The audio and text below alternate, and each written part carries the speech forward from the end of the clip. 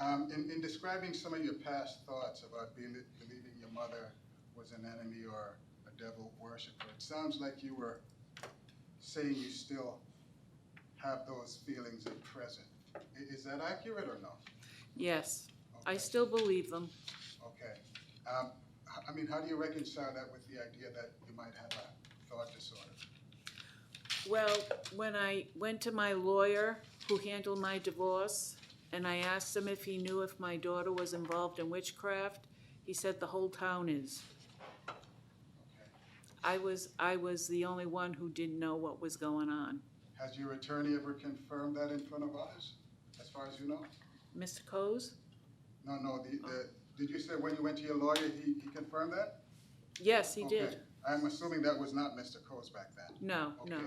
Did that lawyer ever make that statement or confirm those feelings to you in front of others?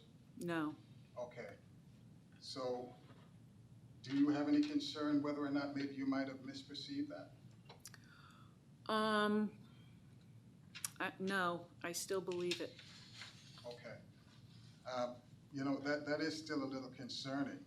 What other things from your past do you still believe are accurate in terms of, your feelings that motivated you to commit this crime?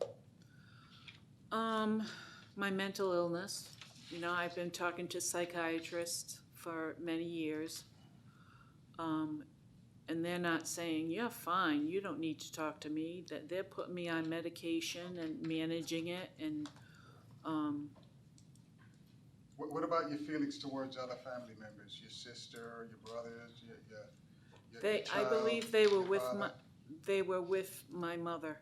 Okay, you still believe that's accurate? Yes. Okay, and knowing that you suffer from a thought disorder, why do you still believe that's the case, having gone through everything, your treatment? Because I received 3 confirmations on it. And the 3 confirmations, you mentioned the lawyer being one. Who were the other 2 again?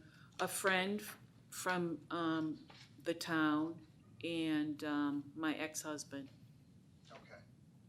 All right, when was the last time you had any conversation with your ex-husband?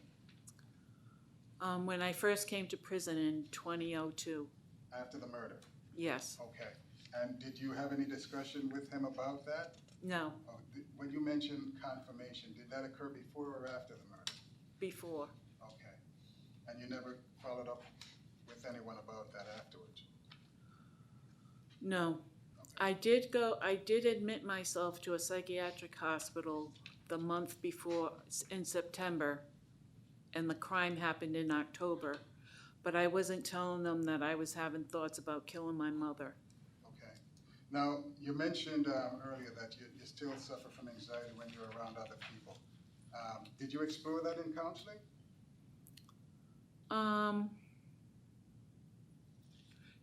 My counselor, the psychiatrist I had for many years, she knew all my problems. She knew about the depression. She knew about the anxiety attacks. What sort of advice were you given as far as how to deal with that, aside from the medication? I found my own coping mechanisms. Which was what again? Walk to my room, lay down on my bed, take a couple of deep breaths, and try to do mindfulness, pay attention to my breath. And soon after that, like I'd say 20 minutes, the attack would stop.